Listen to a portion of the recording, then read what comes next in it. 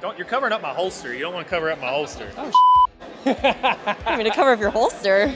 Hi, I'm Amanda. I'm with the Nutrition Insider, and I'm with Tyler Watson, DanOs Seasoning. We're here in Danaheim. Dang! Saw that on your LinkedIn. Dang! Start from the beginning. Sure. How did DanOs come to be? Yeah, absolutely. So you see we're in the dive bar setting here at Expo West. Where this concept came from was Dan was actually a bartender before he was a seasoning guru.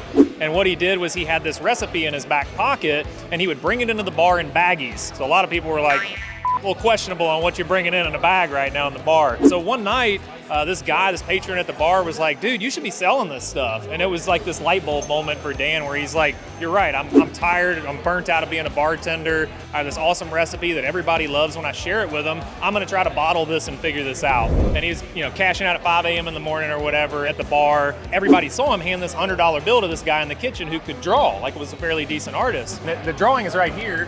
It's the OG drawing? That's the OG drawings. This was what Dan paid $100 for at the bar that night. Everybody laughed at him and said, what the heck are you doing? You're crazy for paying $100 for this little Huckleberry Finn dude to be drawn. And so started to talk to different co-packers locally and things like that to figure out how to bring this product to market, put it inside of a bottle, and we started selling this about 6-7 years ago behind flea market booths, state fairs, barbecue festivals, things like that. And that was like the onset of this community that we built. What else are you guys doing to instill that community? Obviously inviting everybody to be a part of it. I think that's the big thing for us is people look at our brand, we're a little rough around the edges, right? And you're here at a dive bar. We've been serving beer since noon. We got pull tab dispenser over here.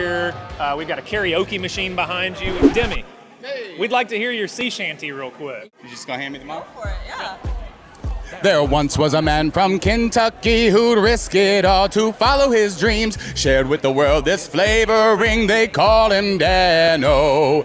DanO Seasoning, bring us all your flavoring. Out with the old and in with the new, no, don't be salty. Absolutely beautiful. So I think a lot of people look at the ingredients in their products, but I feel like seasoning is one of those things where you kind of just grab it off the shelf because you need cumin, you need this. Sure. What would you tell consumers to look for? When you look at a bottle of seasoning, it can be pretty busy. I think people are looking to connect with the front of a bottle and just feel something happening there. And I think with DanOs, when you look at ours, you see little Danny, on the front of it, this little guy, and he's coming back home from the fishing hole. He looks like Huckleberry Finn on that. And that was kind of the vision was hey, let's find this guy who's taking his fresh catch back home, right? And going to cook it up. Are you guys cooking up something right now, or are you just giving? We got little mini tacos. Can I grab you one? Would you like to try one? Yeah. Give me 1 second, I'll get you one. Okay. Got your little mini taco. I'm a woman. I could handle this Okay. multitasking. I'm woman, hear me roar. Yeah, exactly. No! Did you get that? Let's talk about it real Okay. quick.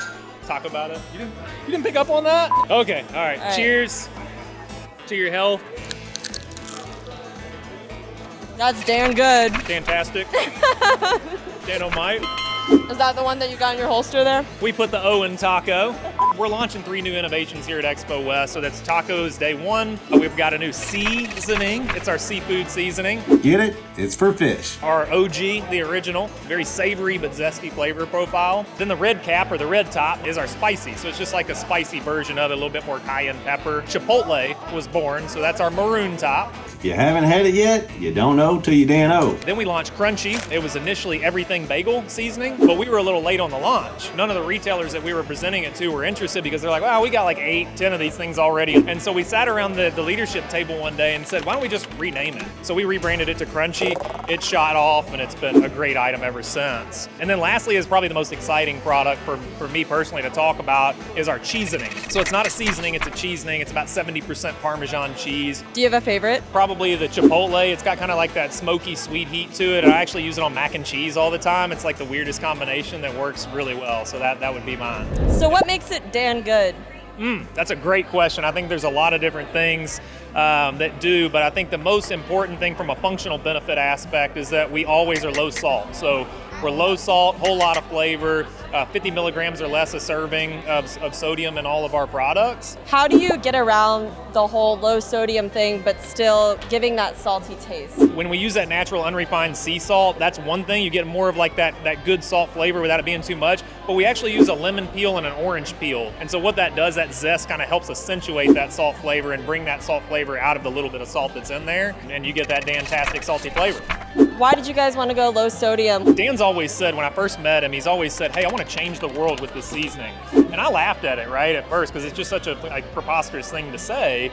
But when you start to look at where like heart disease lives inside of the U.S., and you start to overlay where the most seasonings are sold in the U.S., it's in the Southeast. We saw that as an opportunity to really capitalize on a low salt option and feel good about what we're doing and create a really fun, better for you product that has a fun community built around it. And I think that's the biggest differentiator for us as a brand in the space, is that we've been able to build this strong community of people, and we call them DanOs, DanOs fanos. As you know, we've got a pun for just about everything. Our mantra, and I love to share this, is that we inspire the world to cook up a whole lot of fun, and it's not about flavor at that point, it's about having fun. We're gonna bring the flavor, but it's more about having fun.